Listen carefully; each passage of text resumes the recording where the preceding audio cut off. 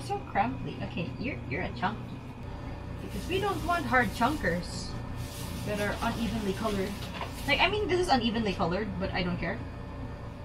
Look, I can't even roll into a ball, it crumbles!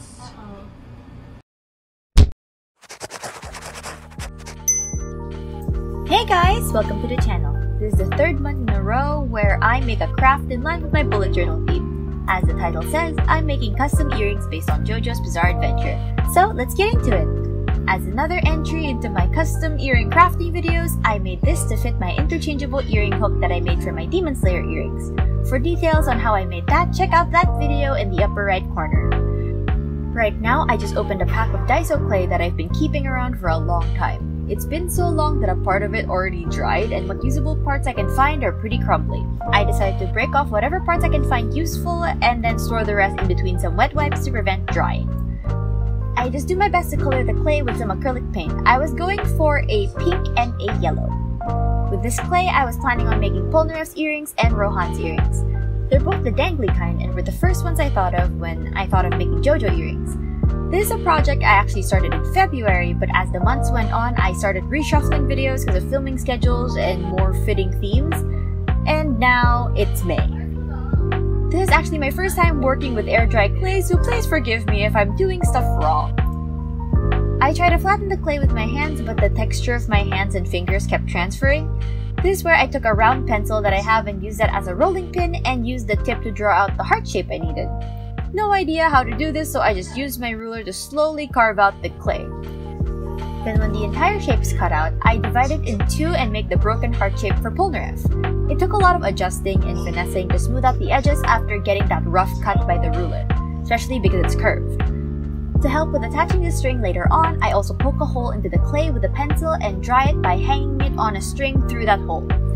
Footage got corrupted of me cutting out the other set of earrings, but those are Rohan's pen nib earrings. With how small and crumbly the clay is, I just decided to make it a solid piece instead of making the normal pen nib cutouts. The same method in general, a bit of surface drawing, then ruler trimming, then shaping. A few days later, they're now fully dry and are the texture of foam. I sand down the edges hoping that it would help hide the weird texture. One of the Rohan earrings is actually bigger than the other, so I just put them on top of each other, then cut them to size with scissors. This was filmed way back. This is the experiment that inspired the cut clay pieces from my hairpin video last month.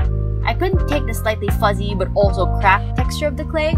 I wasn't sure if Daiso clay would be a good surface to paint on considering how rough and flaky it was when dried. Even if I already finished sanding it, there were still small bits falling off. To prime it for painting and hopefully make it look smoother, I coat the pieces with my favorite mixture, glue and baby powder. We should really make a more fun name for that because I've used it in every crafting video so far. If you have suggestions, fire away with some names at the comments. I keep coating it with the mixture to keep its shape, but make it more puffy than if I just used the felt technique. Having pieces that thick made out of felt and the mixture would be really heavy. So maybe clay is gonna be a pretty good base for it, then maybe coat it with the mixture and we're gonna be able to make some thicker pieces. Fast forward to 2 months later. I thought I was gonna stop at 2 earrings for the month, but I thought why not add another one in there. I was actually getting frustrated with how crumbly the Daiso clay was, so in that 2 months I bought a good but pretty expensive brand of paper clay to see if I would be able to do more things with fresher, better quality clay. I also wanted to try out this brand for a while. I store the open clay in plastic wrap to try to prevent it from drying out. But for the clay on my table, I just have wipes to keep it soft.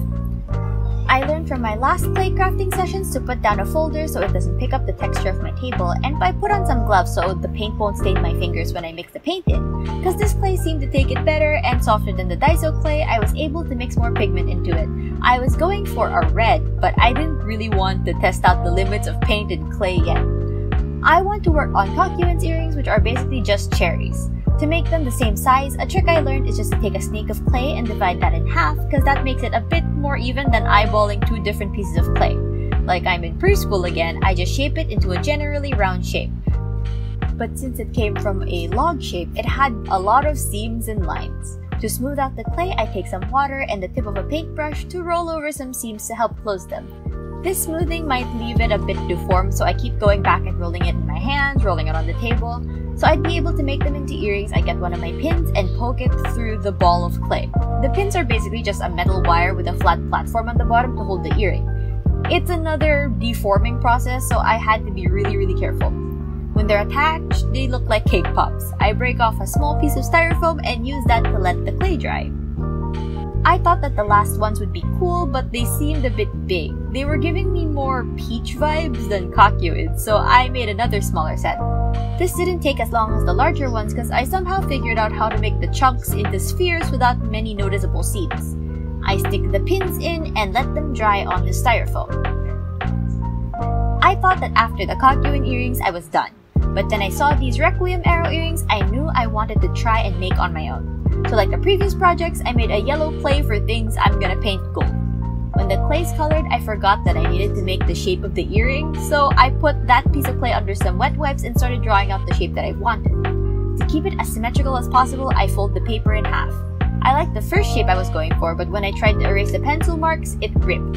I managed to tape it back together, but then I wanted a wider shape, so I drew another one with hopefully more resistance to ripping. I roll out my clay and start to trace out the shape from the drawing. I tried to do all the techniques which have worked for me before, the dot, the corners, then the trace, but it wasn't working. At a certain point, I even laid the drawing on top while I attempted to cut the clay with scissors. I gave up shaping the arrow out of clay when I couldn't get the inside curve I wanted. So back to my old friend felt. As usual, I trace a drawing onto my felt, trim both pieces at the same time using a little clip, then ready it for the earring attachments by using a push pin and poking a hole into it. It really helped when I had that styrofoam to poke it to safely rather than just slowly worming my way through the fabric with the push pin. And of course, it's time to coat it with the mixture. I paint the mixture while on top of a scrap pad of paper, which gives me a surface to put the mixture on and keep my table clean. When I'm done, I can just dispose of the paper on top. A huge plus is being able to keep a tally of how many coats I did on the surface while I'm doing it so I don't forget. During the drying process, air dry clay can develop small cracks. To fix that, I take the smallest amount of water and clay to cover those up. I wet the surface, then push a small bit of clay into the crack. Then I keep smoothing it until it blends with the surface. The water helps a lot in making the clay softer, getting it into the cracks, and fusing it with the existing clay and smoothing out the surface. For more precise application, I use a paintbrush to brush over the water rather than using my fingers. The cracks were small, but I wanted to see how far this clay could go in terms of covering up. I didn't have the same cracking issue with the Daiso clay, but that dried in an almost fuzzy, fluffy texture, while this hardy clay dries with a smooth but kind of velvety texture. After 4 coats on each side of the felt, 2 thin and 2 thick coats, the arrows are ready. I take my metal file and my emery board and sand down the edges of the piece. Because the mixture is a liquid, it does have a tendency to cover up the sharp corners, so I try sanding down the overpour. Since this is the Requiem arrow, I needed to make the beetle shape on top. It's pretty difficult to make a round shape on top with the mixture of glue and baby powder since it's a liquid, so I get to use the colored clay I made earlier. I made 2 relatively equal balls of clay and smushed them into the earrings. I'm going for an oval shape right in the middle. I needed to smooth those out because I could only use my fingers to shape it. The actual Requiem arrow from the show has these legs that stick out because it's a bug, but that was really hard to achieve with the clay, so I just make a super duper thin line to the front. To make the super thin line, I had to roll and pull apart the clay. The beetle on the arrow also has a small head which is also a red gem, so I make 2 smaller balls of clay and try to stick that onto the body from earlier. Put a little bit of water on the surface, then start to blend it more into the body. Since a lot of these designs don't have too much detail, it was a pretty easy job to paint them all.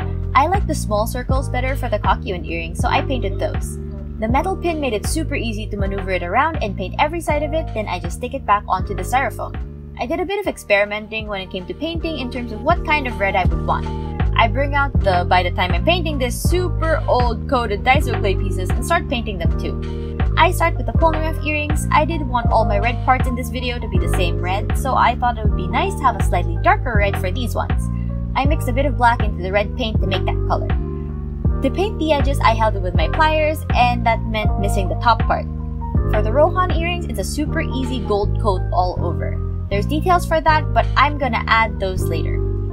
Then I flip those over and do the back of the Polnareff earrings and the Rohan earrings.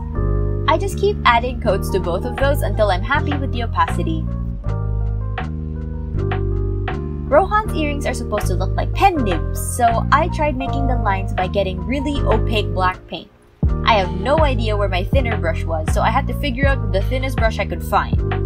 It was still too wide, loop, so I figured out that I had a Sharpie and I could make better lines if I just drew them with my Sharpie rather than painting them.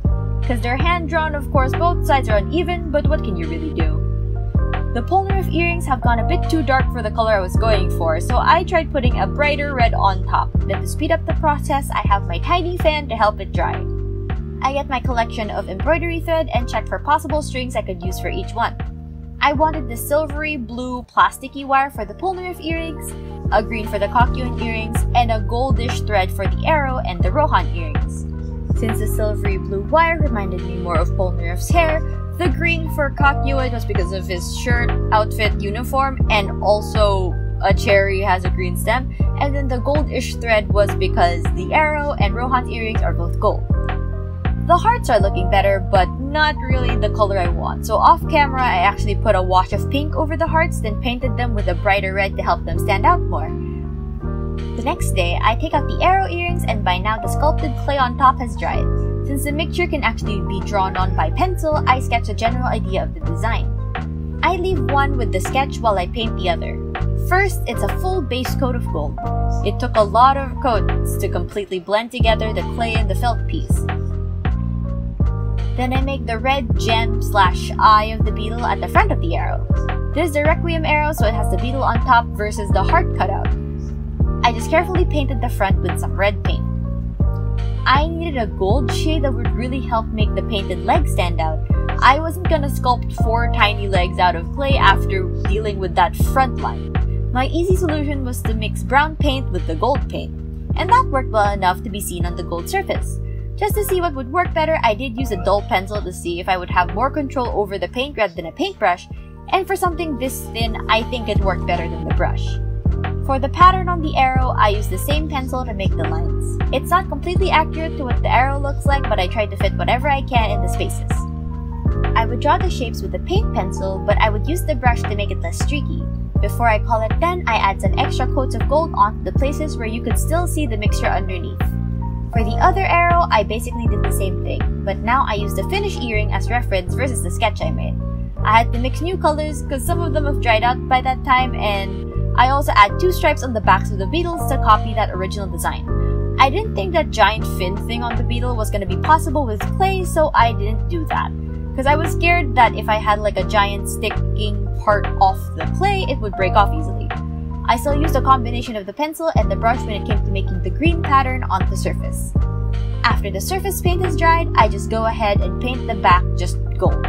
I have a fan on my table to help it dry super fast because it took a lot of coats to make it opaque, just like the front. The last part was just painting the bare felt on top where the hole is. It was an area where I had to be really careful painting because I didn't want to block the hole with dried paint. When all of those are painted, I get my new jump ring set and put rings through the painted pieces. The rings are really gonna help it attach it to the strings later on. I get my jewelry pliers and smush the rings back together when I can't close them by hand. Some required larger rings and others, like the Polnareff earrings, only fitting the largest jump rings I had. For the Kakyoin earrings, the pin at the bottom will be a way to attach it to the ring. I trim the pin and make it into a loop. I use that loop to attach the ring. It was by far the hardest task I had to do for this project, and it scraped some paint while I was making the wire loop, so I had to come back and repaint some areas that were scratched. Now time to string them up. The plasticky string I wanted to use for Polnareff was not cooperating at all, so I settled for a white embroidery thread instead. I double knot that onto the first string and trim it to size. I take another ring and tie it to the other end. Then I check the mirror if it was going to be the height that I wanted when it's on me. I just tighten the knot to shorten the string available. For the first one, I thought of maybe gluing down the ends of the thread would prevent it from unraveling and maybe sticking out. So I had to add a bit of glue and try to have it blend in with the rest of the thread. I wasn't really a fan of the effort and the mess on my hands, so I didn't do it for the other earrings. I pre-cut all the strings for the next earrings, so I got the green string for the Kakyoin cherries. Then when it got to the gold string, I take some water on my hand and run it through the thread to straighten the string after years of being on that spool. It does make the tightening process way harder, so do that at your own risk. I couldn't have a constant length of string to use because the pieces were different heights and sizes, so I just had to experiment with every piece to get what I needed. Especially when you compare the Kakyoin earrings to the Requiem arrow, I need way less string for the arrow than I need for the cherries. Once I'm able to string them all up, I'm done! All that's left is to get them on the interchangeable earrings. I hope you guys like seeing these artsy videos. This took a few months in the making because I kept moving it. What's your favorite among the earrings? Have any suggestions for stuff I can make next? Leave your thoughts in the comments below. If you found this video interesting, hit the like button, and if you want to see more videos from me, then hit the subscribe button and the bell to know when a new video is out.